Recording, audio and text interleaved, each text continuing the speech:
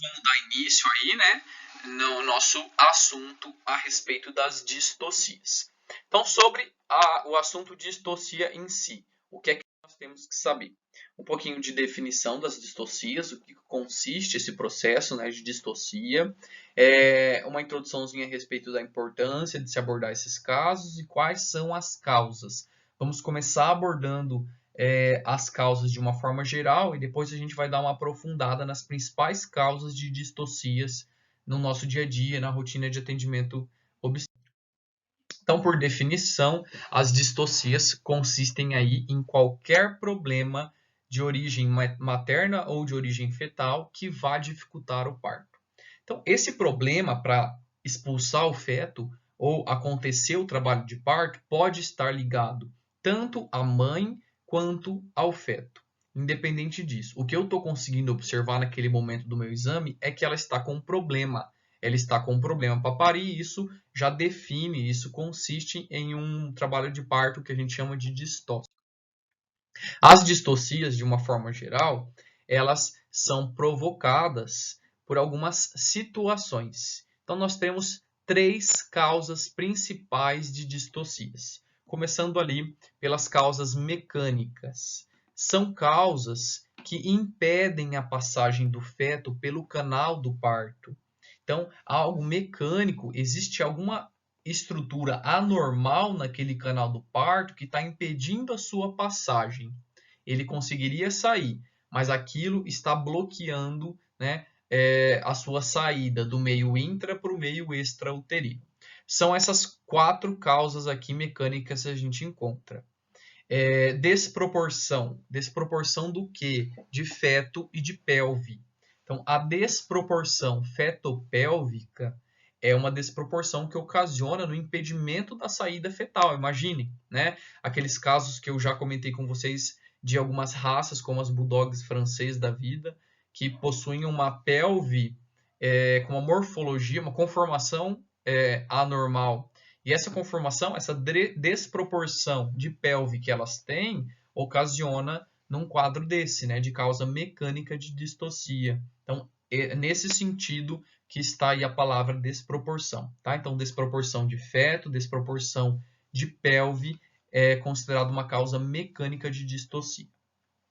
A torção de útero também é uma causa mecânica, porque como aquele útero torceu, agora eu vou ter o local da torção impedindo a passagem do feto pelo canal do parto. Então, isso é uma causa mecânica, porque aquela torção está impedindo a sua saída.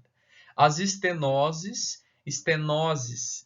consistem em fechamentos, tá? Fechamentos de canal de parto. Então, estenose de vagina, estenose de vulva, estenose de cérvix, são todas situações em que essas estruturas vão estar mais fechadas do que o normal para aquele momento de saída fetal. E essas estenoses, é óbvio que vai impedir a saída correta daquele indivíduo de dentro do útero da mãe. Além disso, a gente tem também as anomalias. Então, as anomalias de pelve daquela mãe, as anomalias fetais também são causas mecânicas do impedimento da sua passagem pelo canal do parto. Vocês vão ver que algumas dessas causas mecânicas também estão ligadas às outras causas que eu vou falar a partir de já, tá? Que são as principais causas de distocias. São 2. Essa primeira, causa materna, e a segunda vai ser causa fetal. Então, causas maternas de distocias, elas costumam acometer mais, né, com uma maior frequência, as fêmeas ruminantes, principalmente os bovinos, e os pequenos animais no que diz respeito às cadelas. Então, cadelas e bovinos, cadelas e vacas, são mais acometidas por essas causas maternas de partos distóxicos. Quais são as causas maternas? Essas 3. Nós temos a inércia uterina. O que seria inércia uterina? Falha na contração do útero. Um útero que não está responsivo aos estímulos contráteis. Ele não está tendo força de contração, ele está inerte, ele está parado. Isso é uma das causas. A inércia ela pode ter tanto uma origem primária quanto uma origem secundária, como a gente vai ver mais para frente. Espasmo cervical, então existem fêmeas que podem ter uma falha na regulação de sais, na regulação de nutrientes que fornecem uma dilatação correta, uma contração correta, o que ocasiona num espasmo cervical inadequado. Então, aquela cervix ela fica tendo espasmos e impede a saída correta do feto por aquele local. E fêmeas também podem apresentar uma dilatação incompleta, e qualquer dilatação incompleta, como vocês viram agora, né, que eu falei na dilatação nas causas mecânicas, vai ocasionar uma falha na saída daquele indivíduo. Isso é óbvio, tá? E aí, a outra principal causa de distocia que a gente tem são causas relacionadas ao próprio feto. São 4.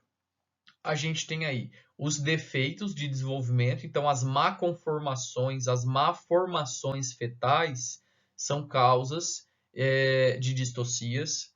Estática fetal anormal é a principal causa de distocia em grandes animais. Então, uma estática errônea é uma situação que a gente mais encontra na rotina de atendimento obstétrico a esses indivíduos. O gigantismo fetal e gigantismo fetal absoluto e o relativo são causas, o gigantismo absoluto é causa fetal, o gigantismo relativo é causa materna, tá? Porque o relativo não está ligado ao feto, está ligado à mãe. Então, o gigantismo fetal absoluto também é uma causa fetal de falha que vai ocasionar na falha da sua saída ali pelo canal do parto e vai ser constatado um trabalho de parto distóxico e gestações de gêmeos. Gêmeos em espécies que não é comum de acontecer também predispõem a partos distóxicos. Então, todas essas situações aí ocasionam partos distóxicos e são causas distintas, sendo que as causas mecânicas, como eu disse, elas acabam entrando algumas dentro das maternas e dentro das próprias causas fetais. Essas duas aqui são as duas principais mesmo causas de distocias nas mais diferentes espécies, sabendo que as mais acometidas são realmente as vacas e as cadelas, na rotina de grandes e de pequenos animais, né, comparando essas duas categorias. O que a gente vai encontrar em todas essas situações, independente da causa? O que eu vou encontrar nos quadros de distocia vão ser partos prematuros acontecendo, partos prolongados acontecendo, geralmente seria essa situação que a gente encontra, trabalho de parto muito demorado, e até mesmo o impedimento da progressão do parto. Então, todas essas situações podem estar presentes em casos de distocias das mais diversas e variadas causas. Tá? Então, geralmente a gente encontra isso aqui no nosso paciente que a gente vai atender naquele. Então, aqui eu coloquei para vocês exemplos dessas causas, né? Principais causas aí de distocias nos animais de uma forma geral. Então, aqui, como na ilustração mostra, seria um exemplo clássico de estática fetal errada, uma das principais causas que a gente encontra no nosso dia a dia, né, de necessidade de intervenção em partos distóxicos. Nesse caso, a gente vê o animal numa apresentação correta, numa posição correta, porém a atitude dele está flexionada. Então, no caso da estática fetal dele, ele está com uma atitude de membro torácico esquerdo flexionado, o que está impedindo a progressão do parto e consiste aí numa causa fetal.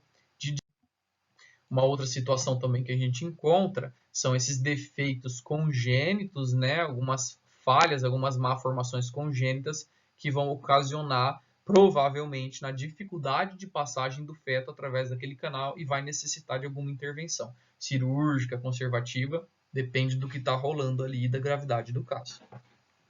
Então, esses casos também de estenose cervical, então chega o momento do parto, porém aquela cervix por algum motivo ela não está abrindo corretamente, essa cervix fechada, ela impede, é óbvio, o nascimento daquele feto, então ele vai entrar em trabalho de sofrimento fetal, já vai passar do estresse, chegando até a haver um sofrimento dele, que não deve acontecer, e também caracteriza um trabalho de parto distóxico.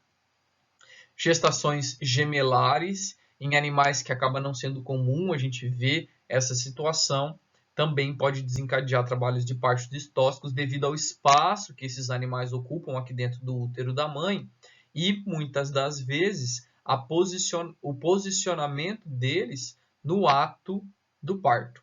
Então, alguns animais que já são acostumados a isso, ok, o parto não acaba acontecendo da forma como deve acontecer, porém, em indivíduos em que isso a gente não vê como algo comum, predispõe aí ao surgimento de partos distóxicos. Essas são algumas das principais distocias que a gente encontra no nosso dia a dia, apenas para ilustrar para vocês algumas das informações sobre o nosso assunto.